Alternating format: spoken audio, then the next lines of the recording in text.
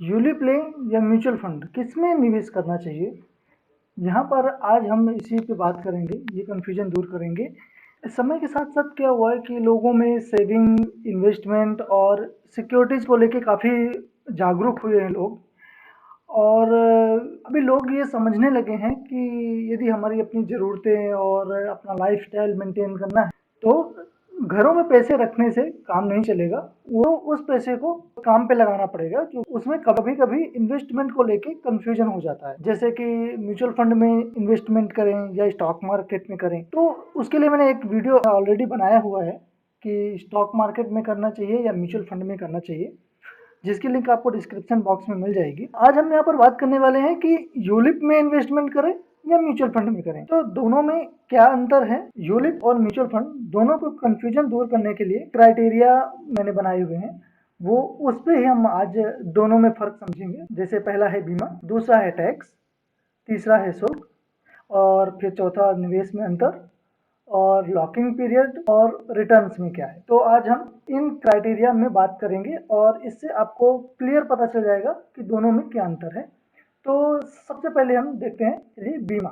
बीमा के क्राइटेरिया में समझते हैं कि दोनों में क्या अंतर है। जैसे कि नाम से ही पता चल रहा है, ULIP ULIP unit linked insurance plan. जब भी आप कोई निवेश करते हो तो उसमें आपको एक यूनिट आपको अलॉट होता है, वो यूनिट आपके इंश्योरेंस प्लान से लिंक है। इसका मतलब ये हुआ। तो देखा जाए तो यूलिप एक बीमा पॉलिसी है जिस पर सुरक्षा के साथ साथ आपको अच्छा रिटर्न भी मिलता है, मतलब डबल फायदा हुआ है। अब बीमा कंपनियां म्यूचुअल फंड हाउस की तरह ही फंड जारी करती हैं। हमारे और आप जैसे निवेशकों के पैसे को वो शेयर बाजार में, बॉन्ड में लगाते हैं, शेयर मार्केट में लगाते हैं। तो जो बीमा कंपनियां होती हैं वो हमारा पैसा शेयर बाजार में लगाती हैं, इसलिए लोगों को ऐसा कंफ्यूजन जाता है कि यूलिप ही म्यूचुअल फंड है।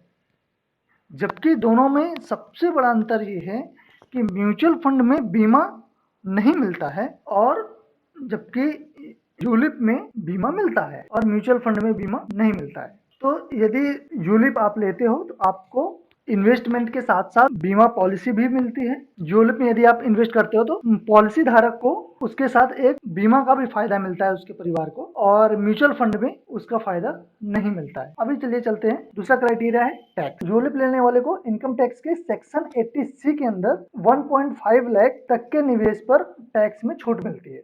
लेकिन म्यूचुअल फंड में हमेशा टैक्स में छूट नहीं मिलती है, केवल ELSS स्कीम के अंदर ही निवेश पे 80C, सेक्शन 80C के अंदर बेनिफिट मिलता है। तो दूसरा फर्क ये हुआ कि आपको यूलिप में 80C के अंदर आपको बेनिफिट मिलेगा और म्यूचुअल फंड में जरूरी नहीं है, वो आपके स्कीम के ऊपर डिपेंड करता है कि वो 80C में वो कवर होता है या नहीं होता। अभी चलते हैं शुल्क में, दोनों का शुल्क का समझते हैं। म्यूचुअल फंड में निवेश पर ब्रोकरेज के तौर पर फीस ली जाती है और एग्जिट लोड यानी बाहर निकालने पर फीस देना होता है। यूलिप में कई तरह के फीस होते हैं, जैसे प्रीमियम आवंटन शुल्क है, प्रशासनिक शुल्क है, फंड मैनेजमेंट शुल्क है। यूलिप में बीमा पॉलिसी का पैसा भी शामिल होता है, जिसे हम मोर्टेलिटी चार्ज कहते हैं। हालांकि जो यूलिप के टोटल कुल चार्ज होते हैं वो 2.25% तक हो सकते हैं, और म्यूचुअल फंड में जो मैनेजमेंट फीस होती है वो फीस लगभग 2.5% के आसपास होती है। बट वो आपके स्कीम के ऊपर डिपेंड करता है। आप कोई स्कीम लेते हो तो उसमें आपको एक्सपेंस रेशियो करके एक क्राइटेरिया होता है, जिससे आपको पता चल जाता है कि इसमें आपको कितना चार्ज देना पड़ेगा, तो वो आप चेक कर सकते हो।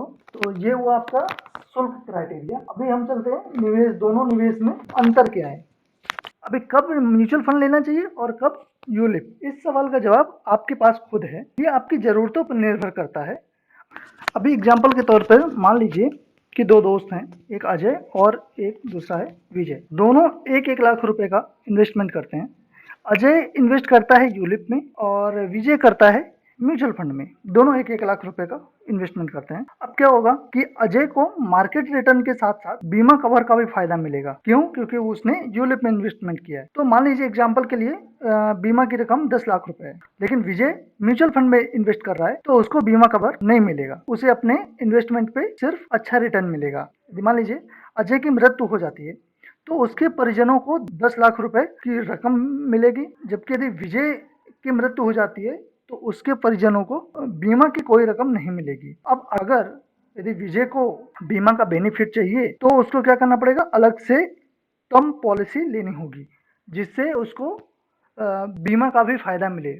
मतलब म्यूचुअल फंड तो उसने ऑलरेडी लिया हुआ है, बट इंश्योरेंस के लिए उसको एक अलग से पॉलिसी लेनी होगी, जो बाहर से वो कोई दूसरी स्कीम से एक अच्छा टर्म प्लान ले सकता है। लेकिन अजय को उसने यूलिप के साथ इन्वेस्टमेंट के साथ-साथ उसने बीमा पॉलिसी भी उसमें ले ली है। तो उसको उसमें डबल फ़ायदा है, उसका इंश्योरेंस कवर भी हो जाता है और इन्वेस्टमेंट भी हो जाता है, और विजय का म्यूचुअल फंड में सिर्फ़ इन्वेस्टमेंट हो रहा है।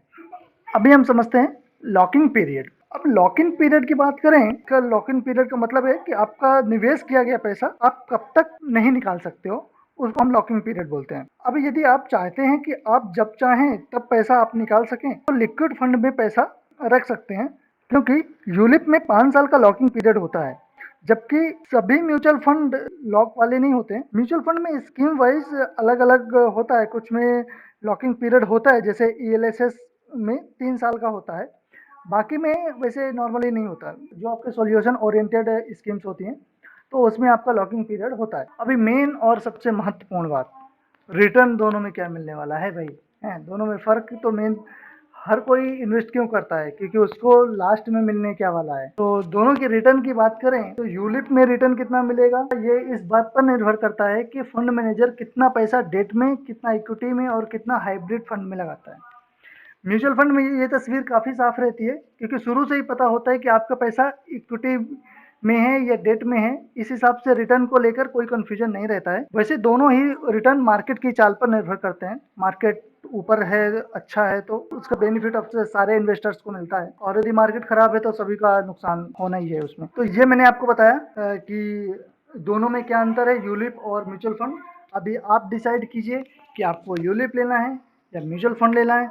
बट यदि आपके पास कोई टर्म पॉलिसी नहीं है, कोई इंश्योरेंस नहीं है, मैं सजेस्ट करूंगा कि आप यूलिप में इन्वेस्ट कर सकते हो, आपको एक के साथ दो का फायदा मिलेगा। बट यदि आपने ऑलरेडी कोई टर्म प्लान लिया हुआ है, तो फिर आपको यूलिप में जाने की ज़रूरत नहीं है, आप म्यूचुअल फंड में डायरेक्टली आप इन्वेस्ट कर सकते हैं। और मुझे उम्मीद है कि आपको ये अंतर समझ आया होगा। यदि मेरी जानकारी आपको पसंद आई तो कृपया लाइक करें। यदि अभी तक आपने मेरा चैनल सब्सक्राइब नहीं किया है, तो ऐसी जानकारियों के लिए ज़रूर सब्सक्राइब कर लें। और यदि कोई कन्फ्यूजन अभी भी है तो प्लीज़ कमेंट करें। जैसे ही मुझे टाइम मिलता है तो मैं ज़रूर आपका रिप्लाई करूँगा। Thank you so much.